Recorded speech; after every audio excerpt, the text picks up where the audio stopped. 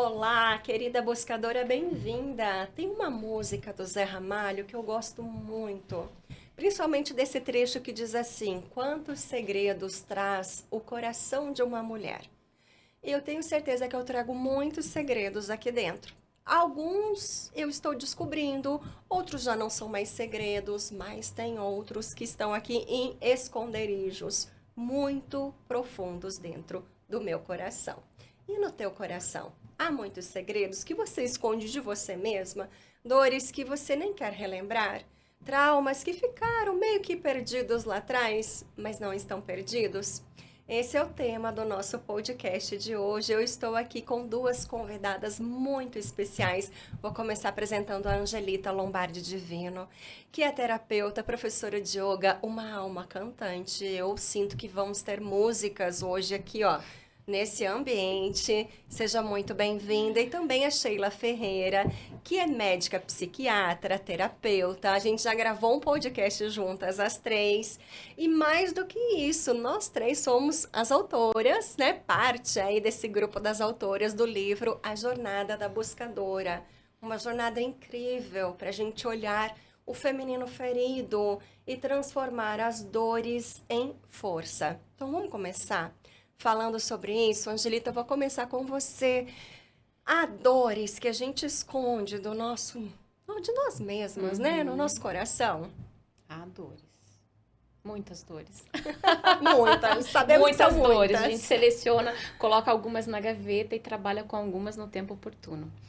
Uma das dores que eu vejo assim muito nos meus atendimentos é a comparação. As mulheres se comparam muito com outras mulheres.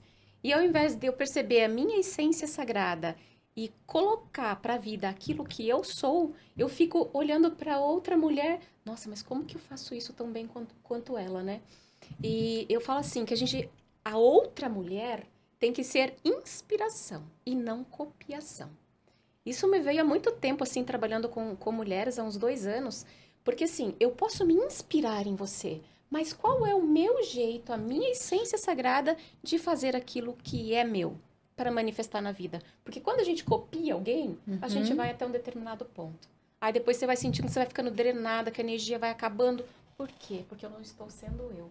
Eu quero me comparar. Quero fazer o que a outra faz.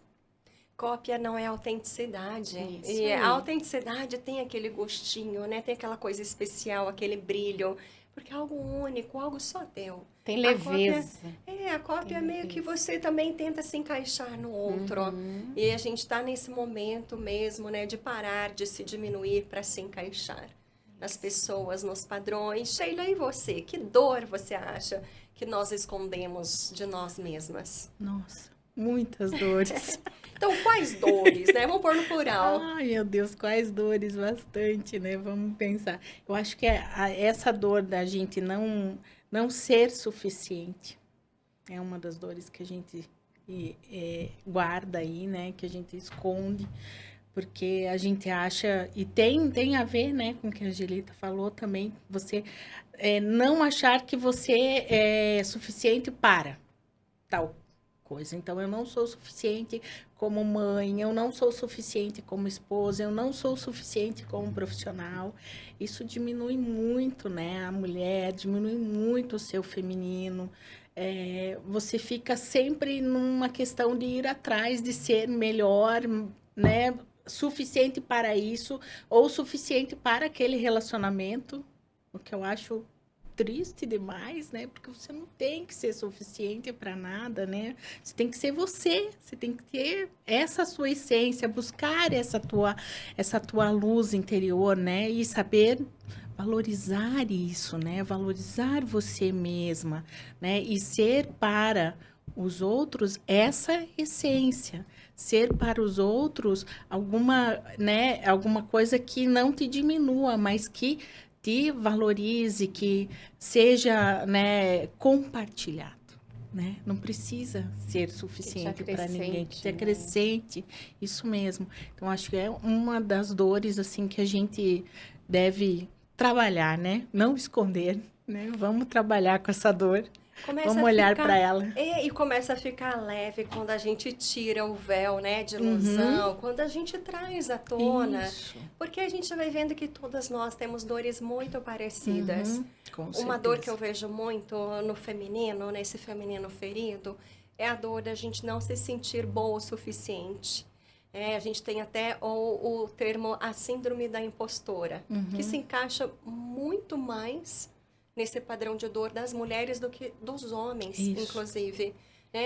As mulheres têm muito mais dificuldade de se colocar em cargos, em desafios, de sentir que está pronta para um grande projeto, né? Os homens já trazem muito menos esse rigor, essa rigidez, né?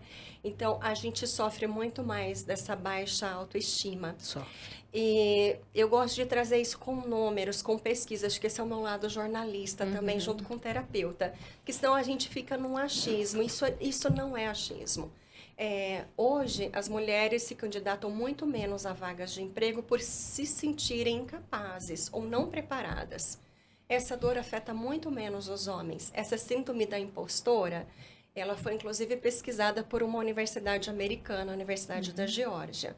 E o que essa pesquisa comprovou? Ela comprovou que, vou falar para vocês, a síndrome da impostora afeta mais de 75% das executivas dos Estados Unidos. A gente está falando de executivas, tá? O que elas se sentem, essas mulheres? Elas sentem que elas são uma fraude e que elas só estão ali por sorte. E não por mérito, por merecimento, por se acharem boas. Foram 700 mulheres entrevistadas. 56% delas, ou seja, mais da metade, tem medo que as pessoas ao redor, né, o seu grupo de trabalho, perceba que elas não são tão capazes quanto a empresa espera dela.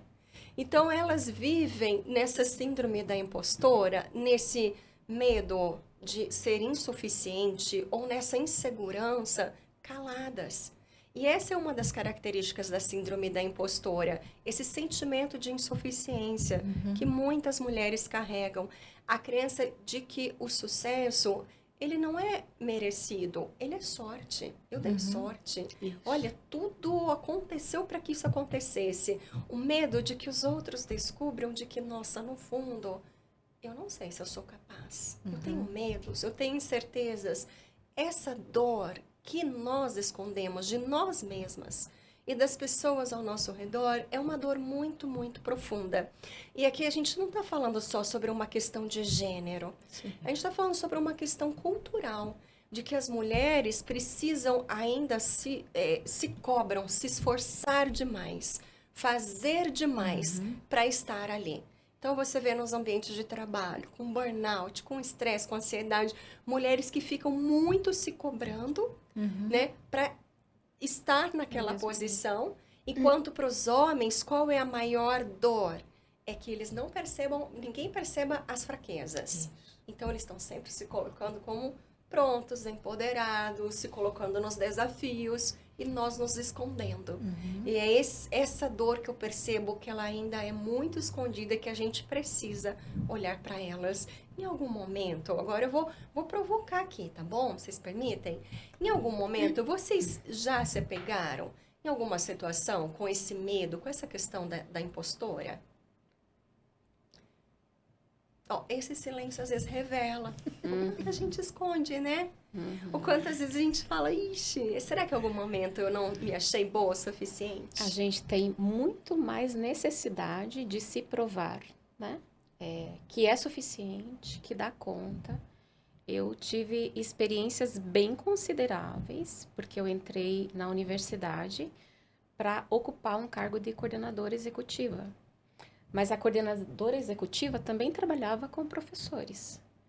E eu, um ano depois, acabei me tornando também professora universitária, mas eu tive que ter muita força para me posicionar e dizer que aquela coordenação que eu estava assumindo, sim, independente do cargo ou função, mas tudo o que eu tinha que fazer, o esforço era adicional. Agora, pensa numa mulher, gente. Vamos trazer aqui a realidade de uma mulher, que a gente às vezes é tabu, não quer falar. Mas assim, a gente tem processo de TPM, A gente tem climatério, menopausa, você tá numa reunião super firme com tudo acontecendo dentro de você, né? Nos estudos de ginecologia natural, a gente sempre fala assim, que se realmente a mulher fosse vista como mulher, como portal, e não tô aqui excluindo o divino masculino, a gente seria mais respeitada nesse momento do processo que você tá na lua, que você tá menstruada, isso tem que ser dito. Porque até no processo que a gente está gestando, você ganha um bebê, você recebe uma vida, você tem lá, agora que as empresas estão dando 6 meses, é 3 meses você tem que estar lá, gente. E não querem saber se você está no processo que a gestante tem, que a gente fica, né, esquece algumas coisas. Não querem saber, você tem que estar ali. E quando você tem uma ideia de um projeto, ou alguém superior a você, ou alguém... Não, e não estou falando só de mim, não, de pessoas que eu atendo. Não, projeto, mas por que mulher não tem ideia? Mulher não é criativa? E isso incomoda, porque a gente tem, sim, muitas ideias, muitas criações. Não por acaso temos um portal no nosso corpo, né? Ótimo, perfeito. Acho que você trouxe ainda dores bem profundas, o quanto a gente precisa. Mais uma vez a gente falou já disso, estar nessa mulher forte. Afinal, por que tantas mulheres desacreditam de si mesmas? Onde que está esse aprendizado, né? Essa coisa, essa dor tão grande? Por que as mulheres precisam atestar a sua competência o tempo todo? Porque qualquer deslize...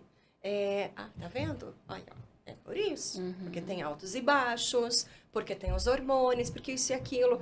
Em que momento a gente pode simplesmente trazer muito mais leveza e não precisar ser a perfeccionista, a super-heroína, a que dá conta de tudo? Sheila, você, como é que você vê isso tudo? Principalmente trazendo também a tua bagagem, né? De terapeuta, de médica, psiquiatra. Então, já me vi também em várias situações não me sentindo capaz, né? Então, mas será que eu sou capaz disso? Eu vou conseguir dar conta disso? E muitas vezes é no trabalho, né? Que a gente acaba se achando insuficiente, não capaz de...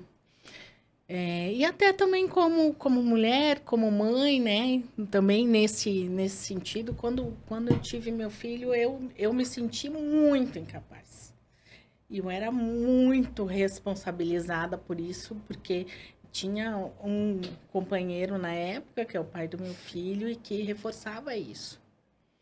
Que eu tive um filho que não era o filho que eu esperava ter, né? Então, assim, eu tenho um irmão que é especial, tenho um sobrinho que é especial, os dois têm autismo, e ele achava que eu estava esperando que o meu filho fosse, e sim, eu já tinha falado isso, que talvez meu filho fosse também, né?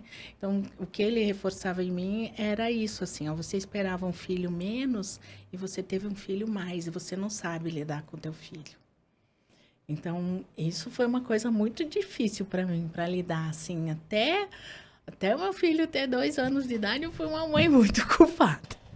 Muito culpada, imensamente culpada, me sentindo incapaz de ser essa mãe, né? E daí colocaram meu filho no berçário, porque, né, a gente tem que retornar do trabalho logo. Foi muito dolorido. E daí ele ficava o dia inteiro no berçário, e quando ele começou a entender um pouquinho mais as coisas, com 6 meses, 7, ele chorava muito para vir comigo quando eu ia buscar, porque ele queria a dona do berçário, que era uma senhora e que cuidava a maior parte do tempo dele. Então, era muito duro, porque nós dois vínhamos chorando para casa, ele na cadeirinha e eu na frente, sempre chorando, porque eu era incapaz. Eu pensava, meu Deus, que tipo de mãe que eu sou, que espécie de mãe que eu sou, que essa criança não quer vir comigo, né? E quando ele fez 2 anos de idade, eu disse assim, chega, eu não posso mais ser culpada, né? O que esse menino tem de errado? Ele não tem nada. Ele é saudável, né? Ele não precisa, ele é coradinho, ele é bonitinho, ele é cuidado de todas as formas. Muitas cobranças, né? Se tá tudo certo, quase um checklist. Isso, bem isso. E daí eu falei, não, chega, eu não vou mais me culpar por nada, né? Eu vou parar com isso. E foi, assim, uma beleza, assim, foi uma reviravolta na minha vida, porque eu parei de ter que ser uma mãe, assim, mais do que suficientemente boa, né? E daí isso, para mim, foi um peso enorme que saiu das minhas costas e eu pude levar isso para minha vida profissional também. Então, parar de me cobrar, eu não posso salvar o mundo, né? A gente não pode salvar o mundo, a gente pode ajudar e também ajudar quem quer ser ajudado, né? Você citou e trouxe aí, né? Vocês duas trouxeram aí temas que têm muito a ver com esse útero feminino, que é o maternar de diversas formas, maternar um filho, maternar um projeto, maternar uma vida, maternar sonhos, e que muitas vezes esse útero esconde a sensação de ser incapaz. Ou a dúvida, será eu mesma capaz de assumir tudo isso? Ao mesmo tempo que a gente vê na mulher uma superpotência de gerar vida, criatividade, ideias, inovação, né, sensações, né, intuições, a gente também vê e percebe esse medo de, mas será que eu sou capaz mesmo? Será que essa seria uma grande barreira que a gente esconde de nós mesmas? Será que essa é uma dor que a gente precisa olhar firmemente, porque ela vem de muitas gerações, de mães, mulheres, avós, bisavós e ancestrais, que muitas vezes foram apontadas e acreditaram também não serem capazes para algo. E agora vem o chamado das buscadoras, né, de que você é capaz, né? Mesmo quando você se sente incapaz. Você é capaz mesmo quando não depende de você. Você é capaz mesmo na sua imperfeição. Você é capaz. Então, acho que isso tudo hoje reverbera, né? Dentro de nós. E aí, falando sobre isso, né? Já vi que a gente já ficou emotivas, né? Já. Que isso tudo já... Vamos falar do nosso corpo, então? Porque isso tudo que a gente está falando parece que são só coisas do coração. Mas vocês, como terapeutas, eu também, a gente percebe que o corpo, ele registra e ele traz aquilo que a alma calou. Muitas vezes o que a gente não consegue dizer, ou trabalhar, ou vivenciar, por serem dores tão ancestrais, tão profundas, tão milenares, a gente cala, mas o corpo se manifesta. Às vezes o útero grita o que a alma calou. O corpo coloca para fora aquilo que estava escondido dentro de nós. De que forma esse corpo mostra, além de doenças, além de sintomas, que forma, quais são essas linguagens do nosso corpo? Pode começar, Angelita. Me preparando para esse podcast, me veio a questão do útero, né? Eu trabalho com a linha do xamanismo na questão do útero, então o útero é o segundo coração. Então, quando a gente canta, a gente traz a força do útero, né? Dessa região. Aí me veio assim, útero é canto, é segundo coração, é voz, é força de criação. Como que a gente fica com essa voz que a gente estava comentando nos bastidores, né? Tão calada, tão tolhida, né? Por quê? Aí eu tive uma experiência na pandemia com algumas alunas de yoga, antes de entrar aquele momento crítico, que a gente começou a fazer um movimento que era para trazer essa energia do feminino mais profundamente. Porque eu percebi muitas mulheres assim, arcadas, escondidas e tal. Aí surgiu um movimento de nós manifestarmos uma dança. Mas isso era um convite para cada uma, né? A gente tem um movimento assim de fazer práticas sadhanas de 7, 14, 21 dias. Aí me veio assim intuitivamente, depois esse movimento até acabou sendo chamado de Anima Yoga, mas ele é bem mais profundo talvez do que a gente possa imaginar. Todas as mulheres escolhessem 7 dias, 14 dias, em frente ao espelho, antes do banho ou depois do banho, dançar. Dançar olhando para o seu corpo. É muito desafiador. E eu sugeri uma música de origem aborígene, australiana, que ela tem uns toques bem profundos, com tambores sagrados e tal, e ela tem quase 7 minutos. E as que aceitaram, acho que das 16 foram 3 que aceitaram, que realmente conseguiram fazer. Depois que essas mulheres voltaram dos 7 dias delas, que a gente voltou para a aula, né, poderia escolher, que elas estavam com aquele corpo alinhado, todo conectado, com aquele brilho no olhar, não teve mulher que não quis fazer a prática, mas é desafiador. E é um convite aqui para as mulheres que estão nos assistindo. Olhem para o espelho, completamente nuas, e dancem o sagrado. Olha para vocês. A gente foi dito que você não pode se olhar, você não pode se perceber, você não tem tempo de olhar nas costas, não tem tempo de passar um creme. A gente não é conectado com o pé, e o pé é a nossa base. Às vezes eu falo para os alunos, vai passar um óleo de coco, vai passar alguma coisa para as alunas? Se não tem tempo, passa no pé. É a tua conexão com a terra, com a tua ancestralidade. É o teu caminhar para a vida. O tempo todo a gente está caminhando e fazendo. Então é mão e é pé. Mas a gente esquece do pé. A gente passa tudo aqui bonitinho e pé deixa por último. Só que é o mais importante. E o que elas se deram conta? Que elas não olham para os pés. Aí eu peço para alinhar o pé para as posturas. Aí eu falo, agora olha para o teu pé. O pé tá pro lado. Agora já estão no nível de consciência que eu, de olhos fechados, perceba como está o teu pé. Né? O pé tá pro ladinho. Daí elas se assustam. Meu Deus, mas eu tô andando que nem Charlie Chaplin, né? Tô andando assim. Aí você... E quando ajusta, dói a coluna. A coluna é base, é estrutura, é a nossa raiz. É o convite ao florescer. Obrigada, que Que lindo. lindo, que lindo. E isso faz, até nos motiva. Hoje mesmo eu já fazer esse processo. Convido.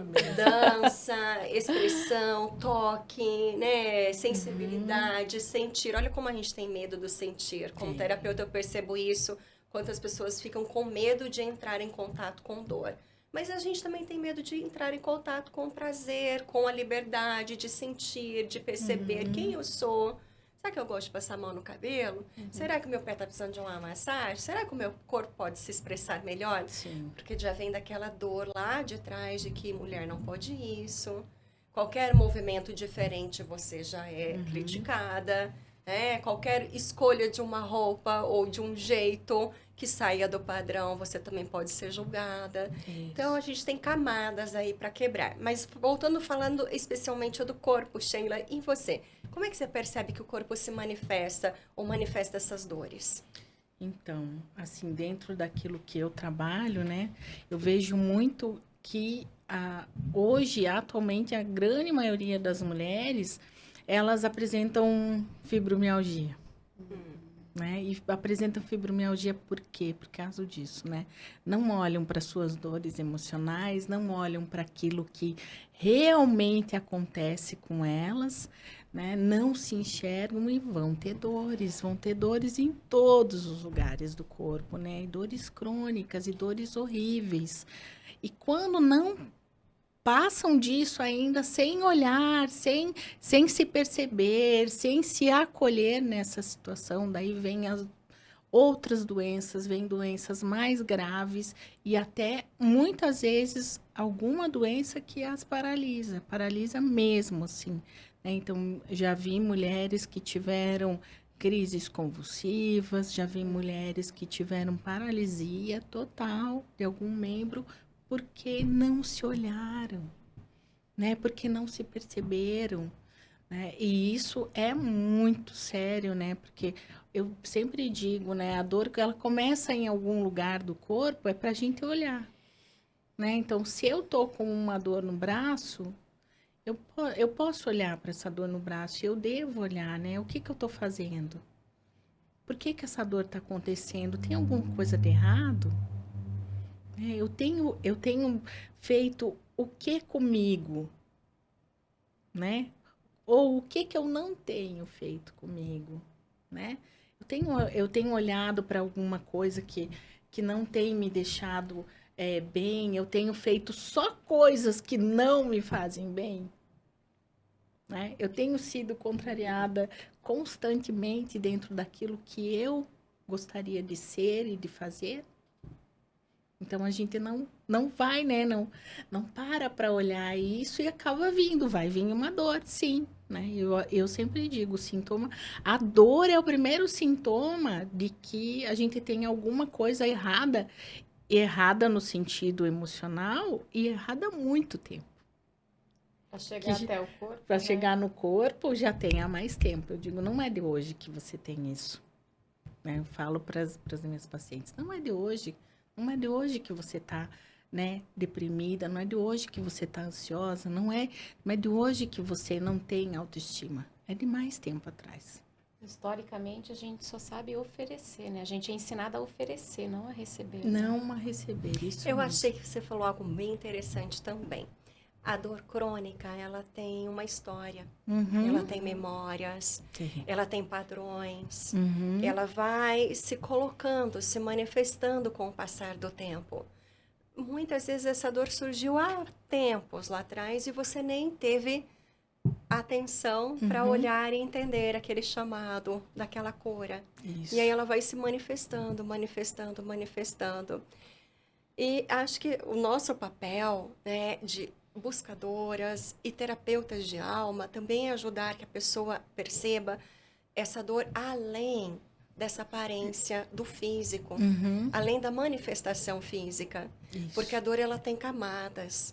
E muitas vezes algo adoeceu muito mais cedo do que a gente imagina. Isso. E pode ter uma memória lá tão antiga e tão mais conectada ao teu coração do que você pode imaginar. O Bert Hellinger dizia, né, que muitas vezes o nosso corpo adoece para que o amor volte a fluir e a florescer dentro de uma família. O que isso representa, né? Que o sintoma, ele está à disposição de uma cura maior. Isso. E que é que a cura desse amor, do amor próprio, do amor para com a vida, do amor para com a história, do amor para com a sua origem. Eu acho tão interessante quando eu atendo uma dor crônica, que aqui não é só física, mas é muito emocional, é a dor de sentir que o teu nascimento foi um erro, foi um fracasso. Isso eu atendo muito, muito, muito. As pessoas não chegam necessariamente com esse tema, mas numa conversa, numa terapia, numa sessão de constelação, eu percebo que muitas de nós carregamos essa dor de que o meu nascimento não foi um fruto de um amor, ou de uma bênção, de um planejamento, porque dentro de nós ainda existe uma dor crônica muito profunda da nossa criança, de que quando eu chego, eu não trago só alegrias, eu também trago peso, eu também trago desafios, eu também acabo atrapalhando alguns sonhos ou projetos dos pais. Para a criança é muito difícil lidar com tudo isso. E essa é uma dor crônica que a gente vai carregando.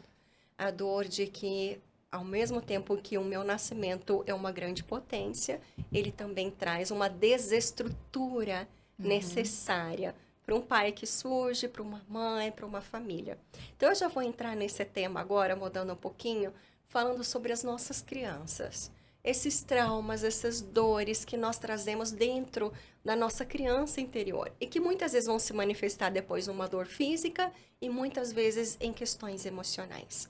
Essa criança que vem ao mundo com uma grande expectativa e também com grandes expectativas em cima dela. Até que ponto a cura da nossa criança é tão importante e eficiente para o nosso despertar? Eu já vou dizer que é total, né? Mas quero ouvir de vocês. Quanto a cura da nossa criança é importante? Nossa, eu acho que para trazer o encantamento da vida, a gente tem que olhar para a nossa criança interior, né?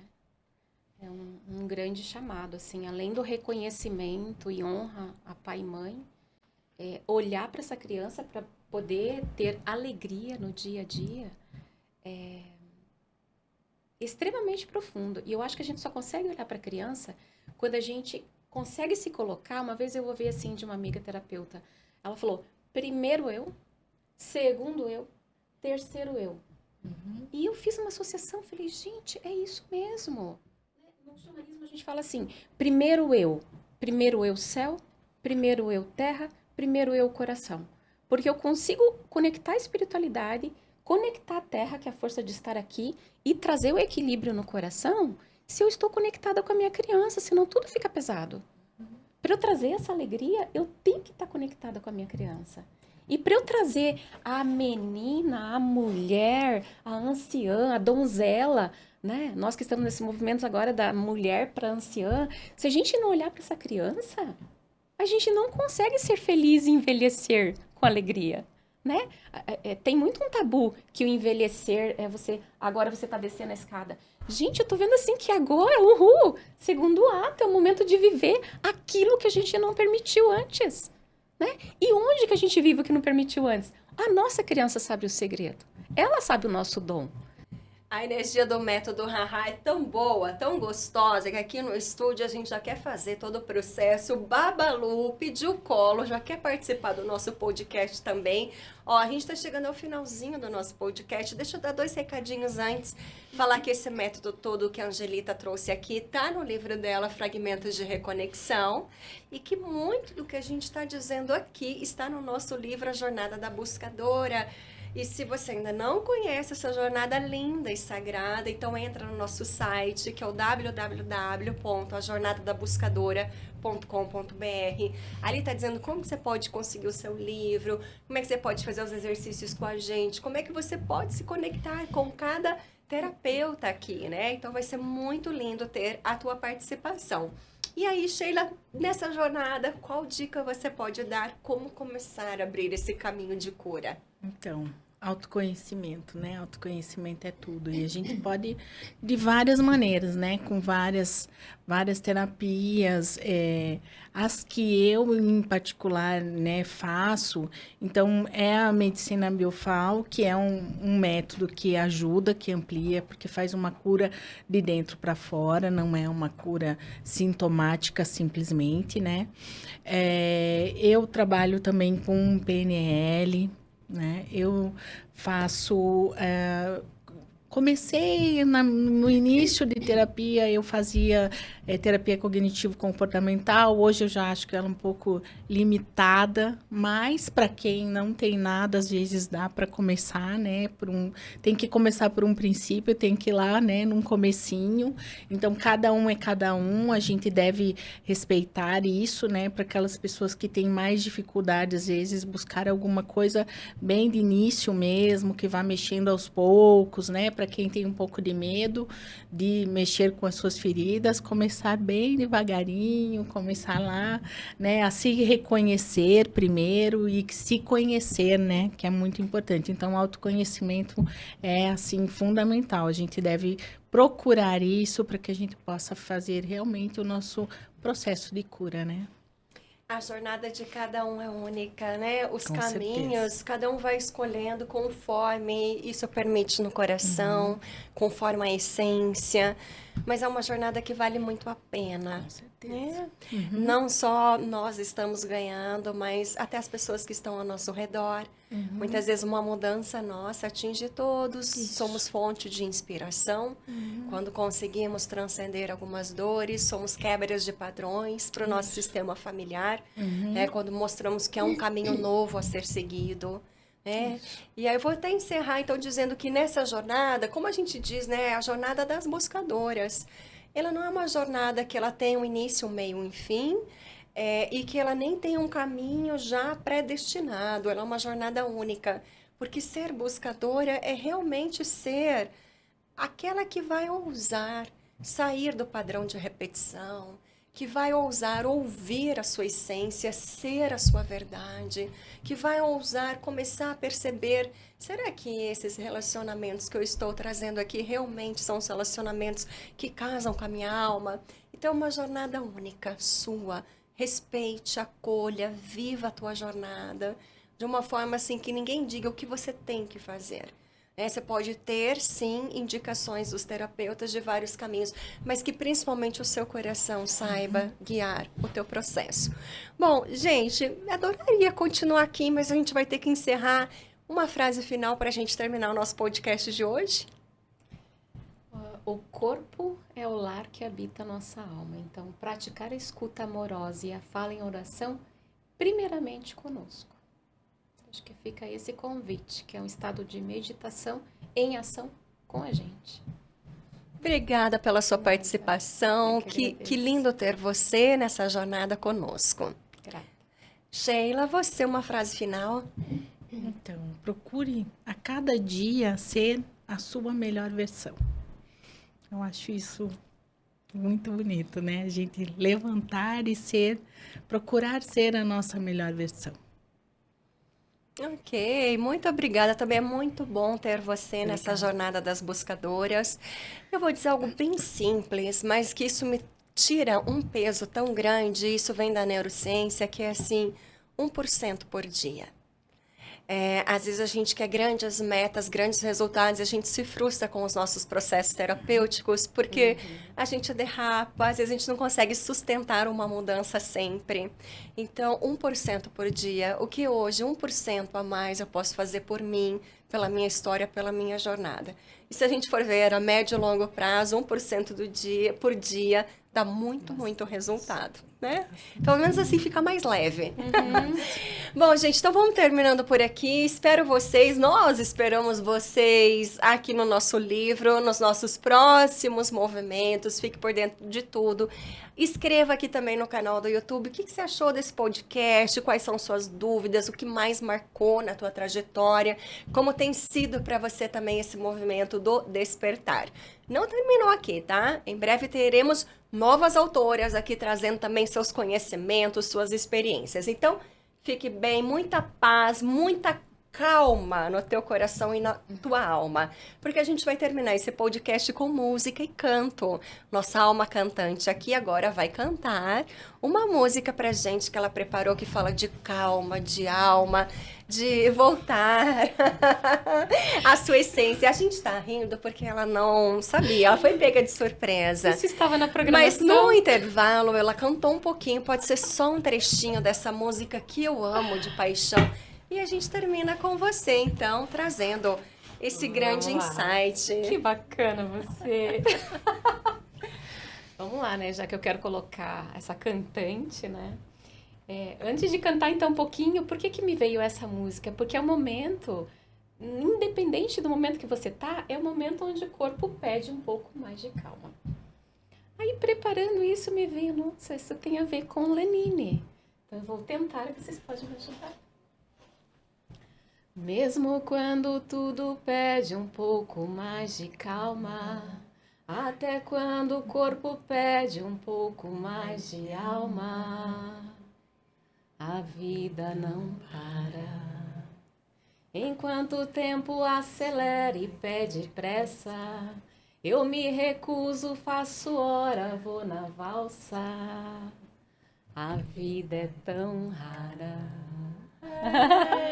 Tão rara. Isso aí. Buscadoras, gratidão. Obrigada, Sheila. Gratidão, buscadoras. Gratidão. Tchau, até.